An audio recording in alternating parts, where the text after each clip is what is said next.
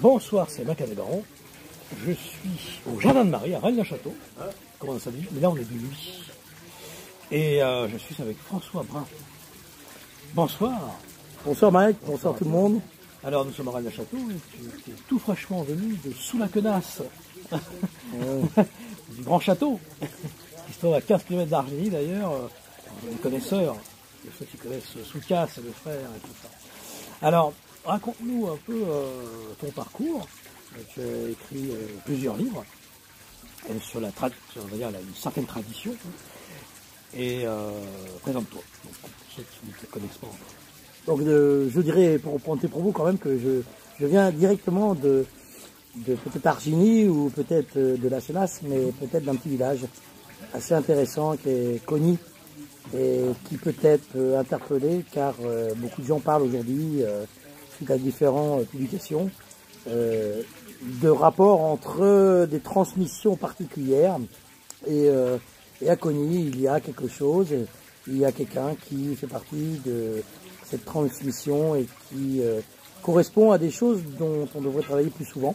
Mais bien sûr, le chemin étant souvent parsemé d'embûches, c'est pour ça que dans tous les serments, on demande à la nature sacrée de nous préserver.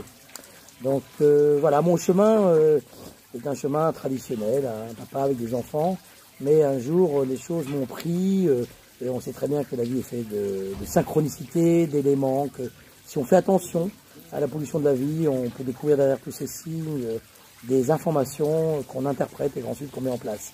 Donc j'ai eu la chance dans mon existence, et je le souhaite à tout le monde, de partir un jour avec le sac à dos sur le chemin de Compostelle.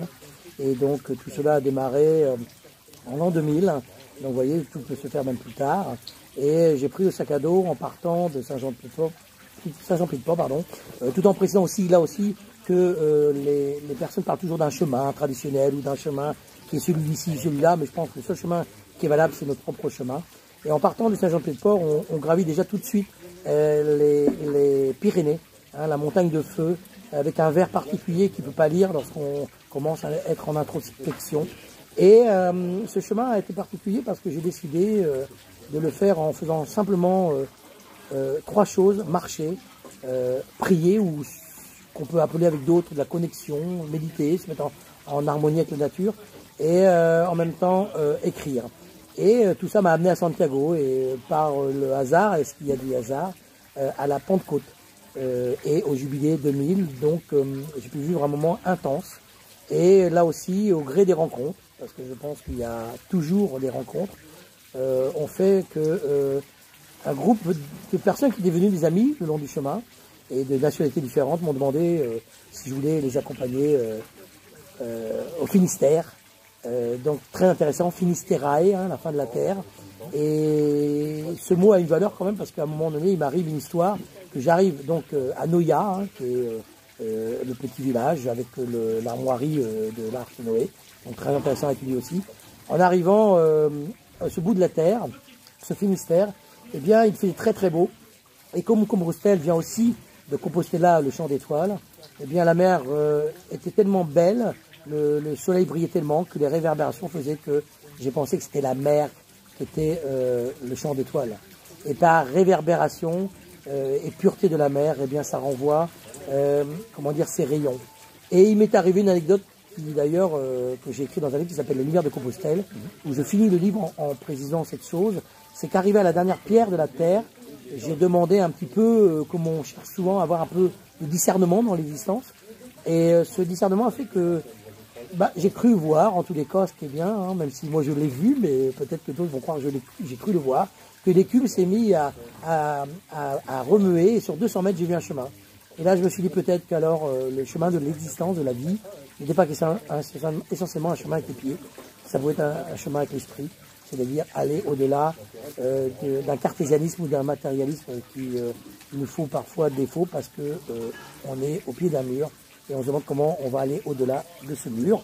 Voilà une partie de mon histoire qui a changé, parce qu'après je suis parti en Italie pour essayer de transposer mes notes, qui est devenu un livre, hein, qu'on peut retrouver à la FNAC ou Cultura ou ailleurs.